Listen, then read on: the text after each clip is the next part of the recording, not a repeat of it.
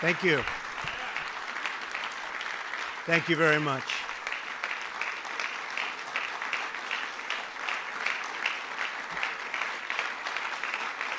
Thank you. Thank you very much, ladies and gentlemen. When Justice Scalia passed away suddenly last February, I made a promise to the American people. If I were elected president, I would find the very best judge in the country for the Supreme Court. I promised to select someone who respects our laws and is representative of our Constitution and who loves our Constitution, and someone who will interpret them as written. This may be the most transparent judicial selection process in history. Months ago, as a candidate, I publicly presented a list of brilliant and accomplished people to the American electorate and pledged to make my choice from among that list. Millions of voters said this was the single most important issue to them when they voted for me for president. I am a man of my word. I will do as I say, something that the American people have been asking for from Washington for a very, very long time. Today,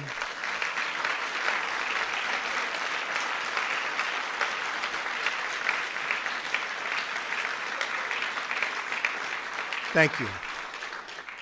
Today, I am keeping another promise to the American people by nominating Judge Neil Gorsuch of the United States Supreme Court to be of the United States Supreme Court.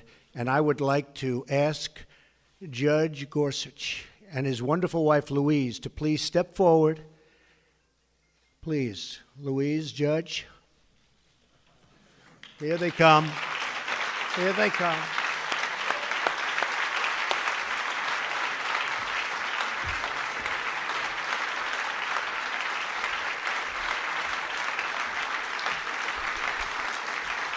So was that a surprise? Was it?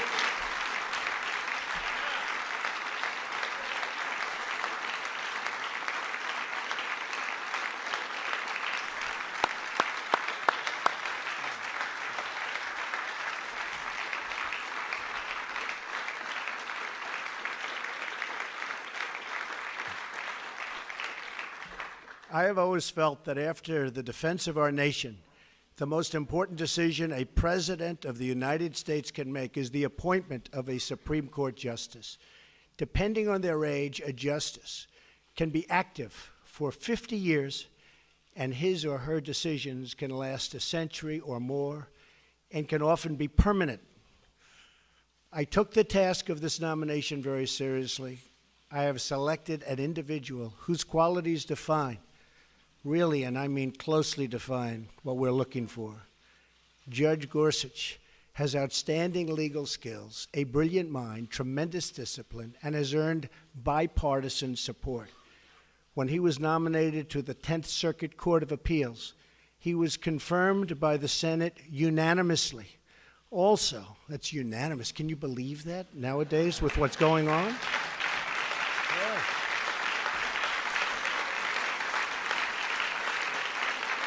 Does that happen anymore? Does it happen? I think it's going to happen, maybe again. Also with us tonight is Maureen Scalia, a woman loved by her husband and deeply respected by all. I am so happy she is with us. Where is Maureen? Please stand up. Thank you, Maureen.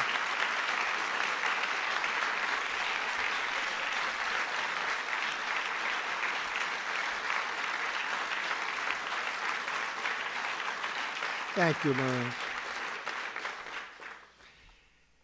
She is really the ultimate representative of the late, great Justice Antonin Scalia, whose image and genius was in my mind throughout the decision-making process.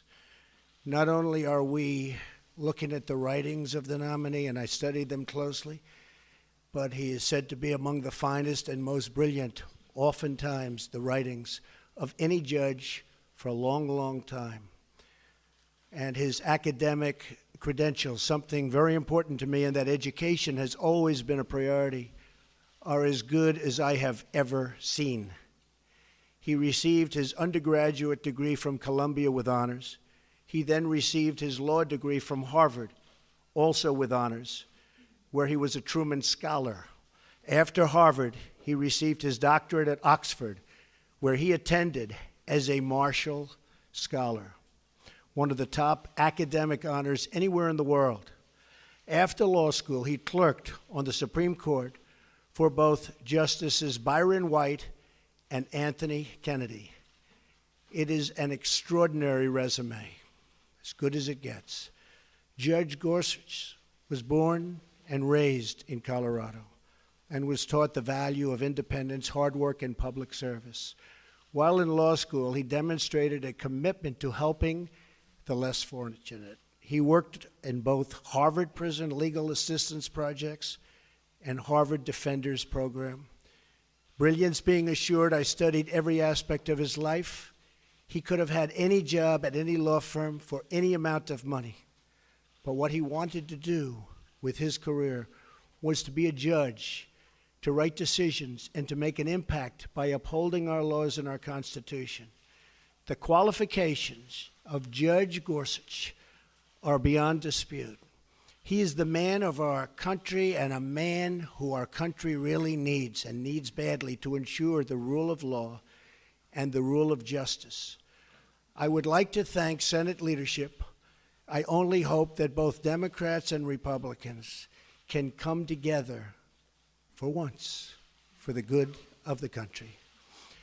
Congratulations to you and your family. May God bless you.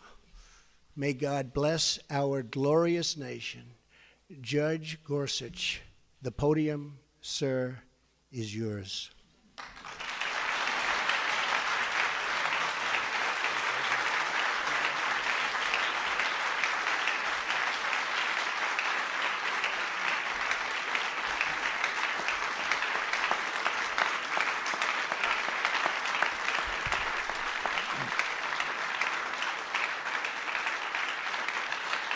Thank you. Thank you. Mr. President, thank you very much. Mr. President, Mr. Vice President, you and your team have shown me great courtesy in this process, and you've entrusted me with a most solemn assignment. Standing here in a house of history and acutely aware of my own imperfections, I pledge that if I am confirmed, I will do all my powers permit to be a faithful servant of the Constitution and laws of this great country. For the last decade, I've worked as a federal judge in a court that spans 6 western states, serving about 20% of the continental United States and about 18 million people. The men and women I've worked with at every level in our circuit are an inspiration to me. I've watched them fearlessly tending to the rule of law, enforcing the promises of our Constitution, and living out daily their judicial oaths to administer justice equally to rich and poor alike, following the law as they find it and without respect to their personal political beliefs. I think of them tonight. Of course, the Supreme Court's work is vital not just to a region of the country, but to the whole, vital to the protection of the people's liberties under law and to the continuity of our Constitution, the greatest charter of human liberty the world has ever known. The towering judges that have served in this particular seat of the Supreme Court, including Antonin Scalia and Robert Jackson, are much in my mind at this moment. Justice Scalia was a lion of the law. Agree or disagree with him, all of his colleagues on the bench cherish his wisdom and his humor. And like them, I miss him.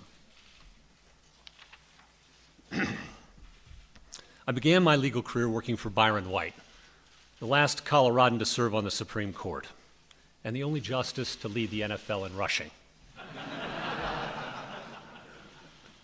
He was one of the smartest and most courageous men I've ever known. When Justice White retired, he gave me the chance to work for Justice Kennedy as well.